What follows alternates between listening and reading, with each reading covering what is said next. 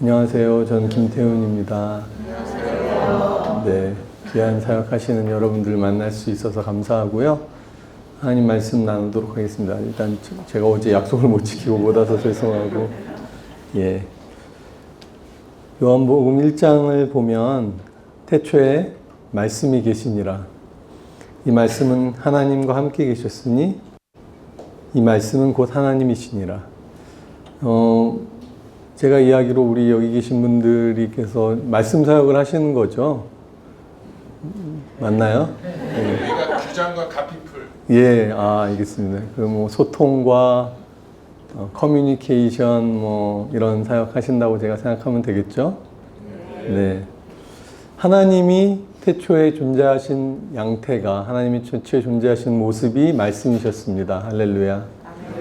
하나님의 본성 자체가 소통입니다. 하나님은 원래부터 소통하시는 하나님이셨고, 소통이 이 하나님의 본질이십니다. 이 말씀은 곧 하나님이신 것이죠. 그리고 만물도 이 말씀으로 창조된 것이고요. 생각해보면 우리 살아있다라는 증거가, 인생들이 살아있다는 증거가 소통으로 귀결됩니다.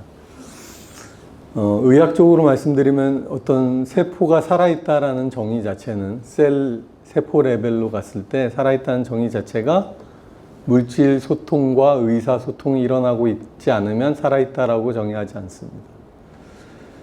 살아있는 세포와 죽어있는 세포의 가장 큰 차이점은 끊임없이 물질 교환과 의사소통이 일어나고 있는가 하는 부분입니다. 현미경으로 봤을 때 막 죽은 세포와 꼴가닥 막 죽은 세포와 살아있는 세포를 구분할 수 있는 방법이 없어요. 전자적 현미경으로 들여다봐도 똑같아요. 그러나 물질 교환이 일어나고 있고 의사소통이 일어나고 있는 것은 살아있는 것입니다. 결국 사람도 똑같죠. 사람이 중국 사람들이 쓴 한자도 보시면 알지만 서로 기대고 있고 서로 연결되어 있고 서로 뜻을 전달하고 주고받는 일이 일어나는 것이 생명으로 정의되는 것이죠. 예수님께서도 뭐라고 말씀하셨냐면 마태복음 4장 4절에 사람이 떡으로만 살 것이 아니요 하나님의 입으로부터 나오는 모든 말씀으로 산다. 근데 재밌는 것은 하나님이 입이 있으시다는 것이고 하나님의 입으로부터 계속 나오고 있는 그 시제가 보면 현재 진행형이거든요. 하나님이 계속 우리에게 말씀하고 계시다라는 것이죠. 쉬지 않고 우리에게 말씀하시고 자기의 뜻을 말씀하고 계시다는 하나님인 것이죠. 그래서 하나님께서 세상을 만드신 방법도 그리고 세상을 경영하시는 방법도 결국은 의사소통. 그런데 창세기 11장을 보시면 위대한 인간들의 시도가 나옵니다. 위대한 시도? 어쨌든 사람들이 우리의 명성을 내서 흩어짐을 면하자 하고 만든 사건이 밥 사건이잖아요. 사람들이 연합하고 하나 되어서 하나님을 대적하고 일어났던 것이죠. 그게 지금도 하고 있는 것이죠. 세상 사람들이. 그랬을 때 하나님께서 이들이 지금 막지 않으면 나중에 이걸 어떻게 할지 모르겠다. 심각하게 생각하셔서 하나님께서 직접 내려오셨거든요. 창세기 11장을 보시면. 그거 굉장히 이례적인 일입니다. 보통 천사를 보내거나 이래야 되는데 하나님이 직접 내려오셨다는 것은 굉장히 심각한 일이죠. 사람이 그만큼 바꿔보면 사람이 연합한다는 것이 그만큼 파워풀한 겁니다. 근데 하나님이 직접 내려오셔서 이들을 막을 수 있는 방법으로 택하신 것이 결국은 의사소통을 막자.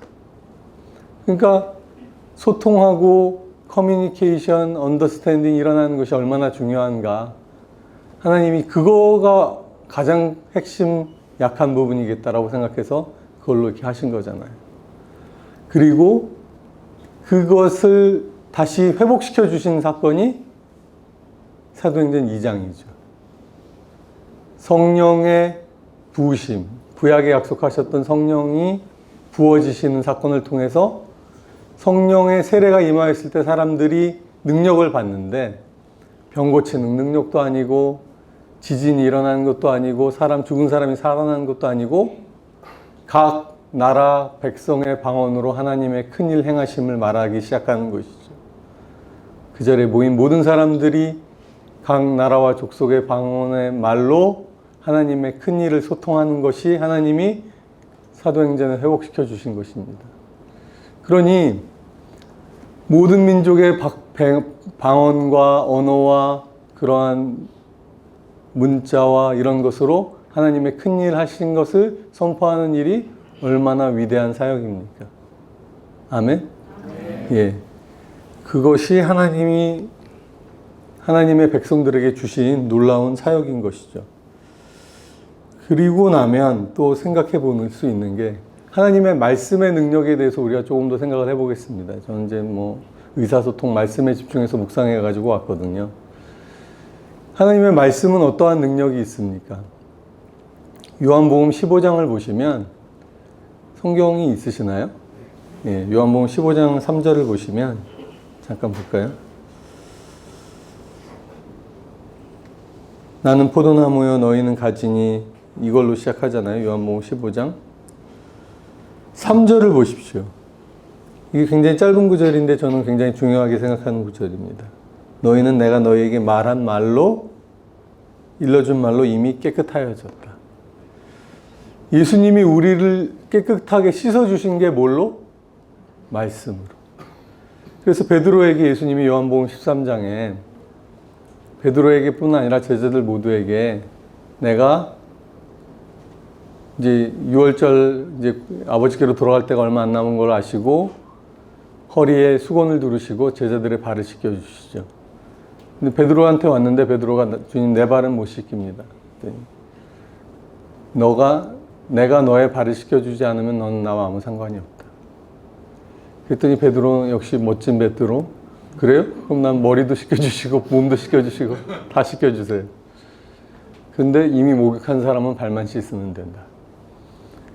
자, 예수님이 그리고 나서 이제 요한복음 15장에 이 말씀이 있는 거죠. 예수님의 말씀으로 이미 깨끗해진 사람들인 것이죠. 제자들은. 그러나 날마다 우리의 발이 더러워지는 것이고 그 더러워진 발을 주님이 씻어주시는 날마다의 예수님과의 교제와 관계가 없으면 사실 너는 나와 상관이 없다. 목욕한 자라 할지라도 라고 얘기하시는 것이죠. 그런데 내가 너희에게 너희 발을 씻겨준 것처럼 서로의 발을 씻겨주어라. 그 말은 우리가 서로 겸손하게 섬겨라 라는 것에 본을 보이신 것도 맞지만 제가 믿기에는 예수님이 우리가 서로의 허물을 덮어주고 죄 용서함을 위해 구하는 것까지도 가능하다라고 말씀해 주신 것이죠. 사랑은 허다한 죄를 덮는 것 아니겠습니까? 그죠? 그래서 우리가 내가 너의 주와 선생이 되어 너희 발을 씻겨준 것처럼 너희도 서로의 발을 씻겨주어라. 여러분이 하신 사역, 이런 말씀 사역, 이런 사역이 이 세상의 발을 씻겨주는 사역인 것입니다. 주님과 교제할 수 있게 하는 사역인 것입니다. 아멘. 아멘. 예. 에베소서 5장을 한번 보시죠. 에베소서 5장에도 보면 예수님이 교회와 그리스도의 관계로 남자와 여자의 관계를 설명하시는 장면에서 5장 25절 남편들아 아내 사랑하길 그리스도께서 교회를 사랑하시고 교회를 위하여 자신을 주심과 같이 사랑해라. 그 예수님의 사역을 근데 26절에 뭐라고 말씀하시냐면 물로 씻어 말씀으로 깨끗하게 하셨다.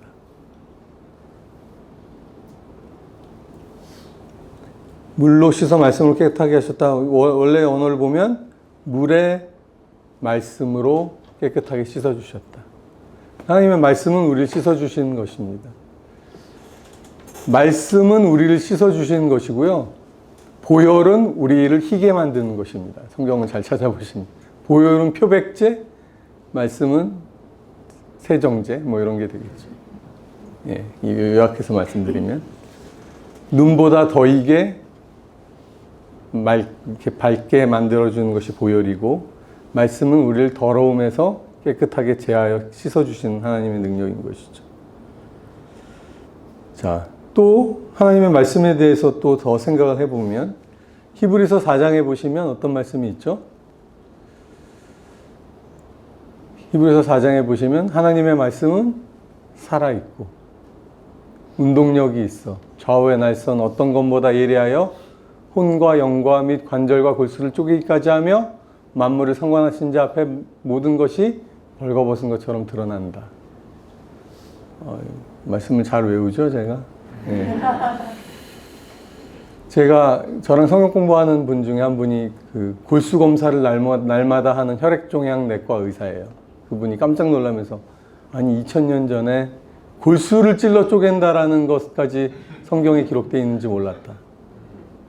골수 검사가 굉장히 어려운 검사거든요. 뼛속에서 물을 채취해서 그것으로부터 근데 정보를 많이 얻을 수 있어요.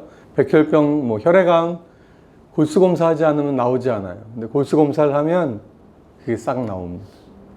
그런데 하나님의 말씀이 그렇게 깊은 곳까지도 다 우리에게 드러나게 만들어 주신다. 이게 하나님 말씀의 능력입니다. 좌우의 날, 더블 엣지, 양날로 이렇게 날카로운 검보다도 예리하다. 그리고 하나님의 말씀은 살아있다. 운동력이 있다.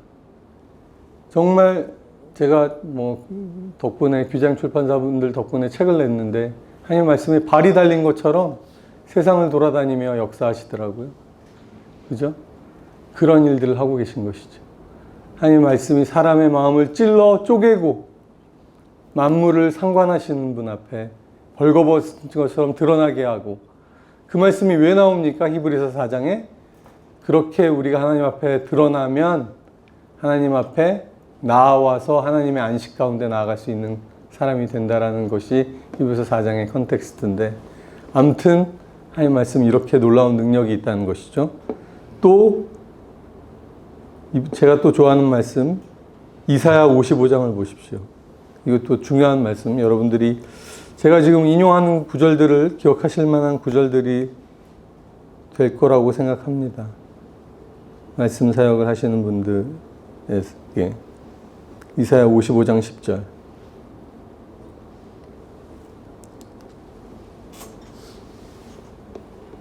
제가 제일 늦게 찾고 있네요. 이는 비와 눈이 하늘로부터 내려서 그리로 되돌아가지 아니하고 땅을 적셔서 소출이 나게 하며 싹이 나게 하며 파종하는 자에게는 종자를 주며 먹는 자에게는 양식을 줌과 같이 내 입에서 나가는 말도 이와 같이 헛되이 내게로 돌아오지 아니하고 나의 기뻐하는 뜻을 이루며 내가 보낸 일에 형통함이니라. 이 구절 11절을 표준 세번역으로 보면 나의 입에서 나가는 말도 내가 뜻하는 바를 이루고 나서야 내가 하라고 보낸 일을 성취하고 나서야 나에게로 돌아올 것이다. 하나님의 말씀은 하나님의 뜻을 이루고 성취하는 결과를 맺고서야 내게로 돌아온다. 헛되이 나가는 말이 없다는 것이죠. 하나님의 뜻을 이루어내는 하나님의 말씀인 것이죠. 그거죠? 그 말씀을 우리가 전달하고 나누고 사람들에게 세우는 것이죠. 마치 물이 하늘에서 비가 내렸는데 그냥 헛되이 돌아가는 것이 아니라 종자를 내고 열매를 얻고 소출을 얻어내는 것과 같은 가시적이고 확실한 결과를 가져오는 것처럼 나의 말도 내가 원하는 일들을 성취하고 나서 내게 돌아온다. 하나님 말씀하십시오. 하나님의 뜻을 이루십시오. 하나님의 뜻을 무엇으로 이룬다? 말씀으로 이룬다. 마치 천지를 말씀으로 창조하신 것처럼. 그죠? 얼마나 중요한 일들 가운데 우리가 있는지 모르겠습니다. 이사야 59장도 한번 보시죠. 이사야 59장에 보시면 이 말씀을 하셨던 하나님의 놀라운 약속, 저는 이 말씀을 굉장히 굳게 붙잡고 사는 말씀 중에 하나인데 59장 21절 마지막 절 여호와께서 이르시되 내가 그들과 세운 나의 언약이 이러하니 이스라엘 백성과 세운 나의 약속의 자손과 세운 언약이 이러하니 너의 위에 있는 나의 영과 너의 입에 둔 나의 말이 이제부터 영원하도록 너의 입에서와 너의 후손의 입에서와 후손의 후손의 입에서 떠나지 아니하리라. 무엇을 약속하셨냐면 나의 영과 나의 말이 너에게서 떠나지 않을 것이고 너의 자손에게서 떠나지 않으시고 자손의 자손에게서 떠나지 아니할 것이다. 이것이 하나님의 약속의 백성들에게 주신 하나님의 큰 약속입니다. 다른 어떤 약속보다도 강력한 약속이죠. 나의 영과 나의 말을 너에게서 떠나지 않게 하겠다. 그 말은 어떤 말입니까? 하나님의 일을 성취하는 말씀이시죠.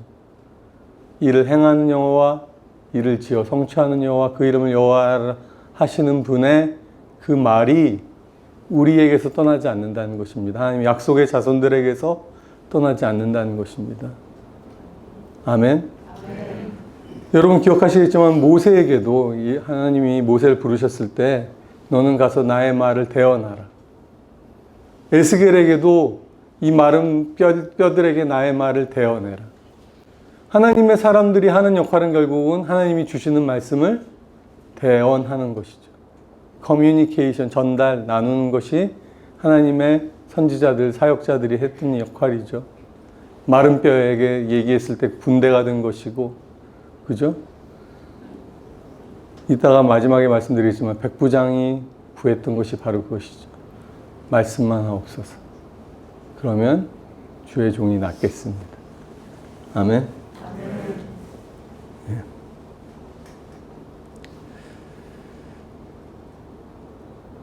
로마서 8장 26절을 한번 보시겠습니다. 롬828 우리 대표님께서 하시는 구절에 가까이 있는 로마서 8장 28절 너무 좋은 말씀이죠.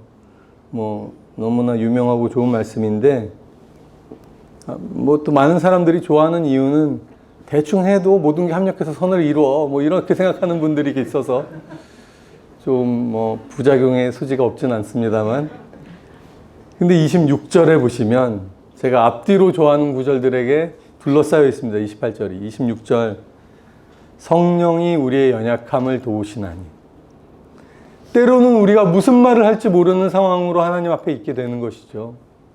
말할 수 없는 상황이 되는 거예요. 하나님 앞에 어떻게 나아가야 할지 모르는 상황이지만 말할 수 없는, 말로 표현할 수 없는 탄식으로 우리를 위하여 간구하시는 분이 계시다. 내가 소통할 수 없다라고 생각되어지는 무능함 속에 있을 때 나를 도우시는 성령 하나님. 그러니까 성령 하나님은 정말 소통의 끝판왕, 소통의 달인. 그러니 우리가 이런 커뮤니케이션을 하는 분들로서는 누구를 구해야 하겠습니까? 바로 이 성령님. 여러분 전부 성령의 사역자가 되셔야 합니다. 왜냐하면 성령께서는 말로도 표현할 수 없는 것을 소통하시는 분이거든요. 몸짓, 눈빛, 우리의 탄식, 우리의 신음까지도 소통할 수 있게 되시기를 축원합니다. 하나님께 소통하고 세상에 소통하고 귀먹은 세상에 하나님의 진리를 소통하려면 누가 필요하다? 결국은 성령 하나님이 필요하다. 27절 마음을 살피시느니 우리 하나님이 뭐라고요? 마음을 살피시는 하나님이라고 말하고 있습니다. 성경은. 할렐루야.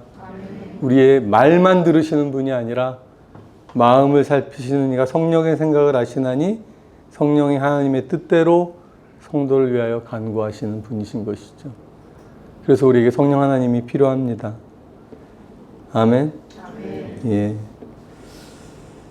자, 이제 몇 절 안 남았습니다. 히브리서 1장을 보시겠습니다. 이게 굉장히 오늘 제가 나누고자 하는 주요 구절 중에 하나입니다. 히브리서 1장도 어떻게 시작하냐면요. 옛적의 선지자들을 통하여 여러 부분과 여러 모양으로 우리 조상들에게 소통하고 말씀하신 하나님이. 하나님의 존재 자체는 소통이에요. 말씀이에요. 자기를 계시하고 드러내고 알려주시는 하나님. 수많은 방법과 수많은 사람들과 수많은 모양으로 우리에게 소통하셨던 그 하나님이 이 last days, 이 만물의 마지막 때에 누구를 통하여? 2절에 보시면 누구를 통하여? 아들, S-O-N, Son, 하나님의 아들을 통하여 우리에게 말씀하셨습니다. 하나님의 소통의 결국 마지막 귀결은 하나님이 우리에게 자신을 알려주시는 방법과 계획과 몸짓의 모든 마지막은 결국 아들로서 귀결되는 것입니다. 여러분, 결국 우리는 이 마지막 세대에 아들을 보여주는 역할을 하는 거예요. 아들께서 오셔서 하나님 아버지를 보여주셨잖아요. 그 아들을 우리는 사람들과 소통하고 나누고 전하고 보이는 것이죠. 나를 본 자는 아버지를 보았다. 그렇게 오신 예수님께서 그 만물의 상속자, 모든 세계를 지으신 하나님, 3절에 보시면 이 아들은 하나님의 영광의 광채라고, Radiance of His Glory. 하나님의 glory, 하나님의 그 본성의 그 아름다움, 그 완벽함을 세상 사람들은 보지 못하죠. 우리가 태양을 직접 보지 못하죠. 그러나 태양으로부터 나오는 햇살과 광채를 보며 태양의 능력과 영광을 보듯 하나님을 직접 보지 못하는 우리가 하나님의 영광으로부터 나오시는 레디언스가 예수님, 예수 그리스도의 인품과 행하심과 말씀을 통해서 하나님의 영광을 보는 것이죠. 그 영광의 또 영광의 광채를 보여주는 것이 말씀 사역인 것이죠. 커뮤니케이션 사역인 것이죠. 우리는 예수님의 아름다움을, 예수님의 광채를 세상에 전하는 것이죠. 아멘. 본체의 형상이라, 이게 representative of his essence, 하나님의 본체, 하나님의 본성의 아주 정확한 대리자, 그것이 본체의 형상이라. 본체, 하나님의 본질을 가장 정확히 드러내주는 분인 것이죠. 그리고 능력의 말씀으로 만물을 붙드시는 분이시다. 세상 만물을 뭘로 붙들고 있다고요? 말씀으로 붙들고 있다고 말합니다. 말씀의 능력이 얼마나 큰지까지도 여기 담겨 있죠. 그래서 우리가 하는 것은 이 예수 그리스도를 세상에 전하고 이 예수 그리스도를 통해서 세상이 하나님을 알도록 전하는 것이죠. 이제 마지막 두 구절 골로새서 1장을 보겠습니다. 진짜 말씀만 전하네요. 그죠? 골로새서 1장.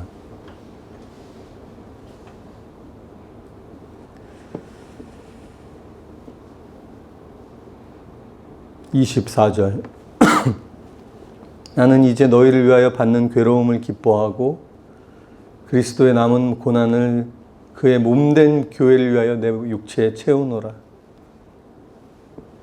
내가 교회의 일꾼 된 것은, 잘 보십시오. 25절. 내가 교회의 일꾼 된 것은 하나님이 너희를 위하여 내게 주신 직분을 따라 하나님의 말씀을 이루려 함이라.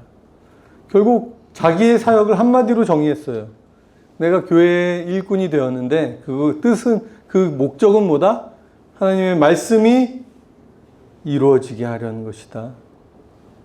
개역개정에 그렇게 되어 있고 새 번역에는 하나님의 말씀을 남김없이 전파하려고 하는 것이다.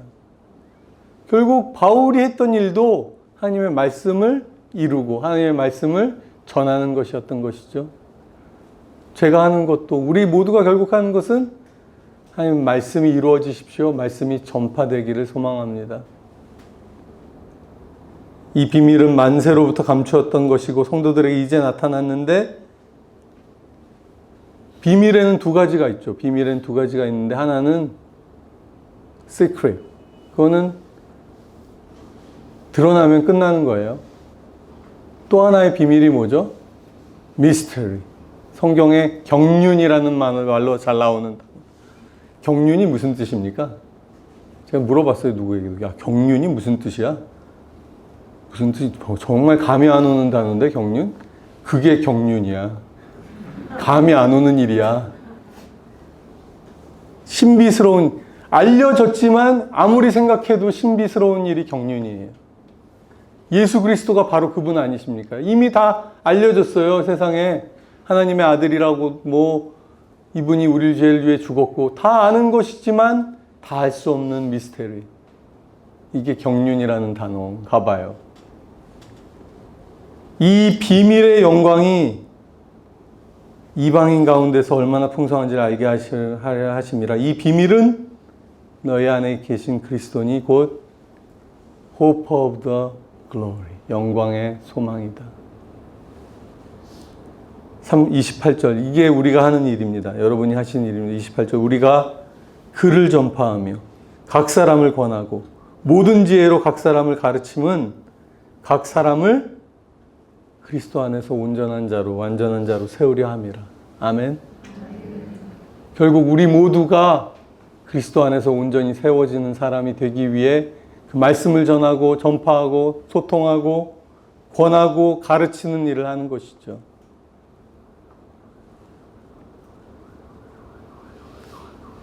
마지막 로마서 28, 다시 롬8 28 뒤에 있는 롬8 29와 한 구절을 더 보면 되겠습니다. 롬8 29절을 보시면 하나님이 미리 하신 자들을 또한 그 아들의 형상을 본받게 하기 위하여 미리 정하셨으니 이는 그로 말미암아 모든 형제 중에 많은 형제 중에서 맏아들이 되게 하려 하십니다. 잠깐만요. 예수님이 외아들 아니십니까? 외아들? 독생자? 외아들? 근데 맏아들이 되는 건 무슨 일입니까? 맏아들이 됐다는 얘기는 동생들이 생기는 거죠. 첫째 아들이 되신 것이죠. 독생자였는데 맏아들. 그러면 동생들은 누굽니까? 믿는 자, 우리 모두가. 아들의 형상을 본받는다. 즉, 우리가 하는 사역은 전부 다 예수님 동생을 만들어내는 사역을 하고 있는 것입니다.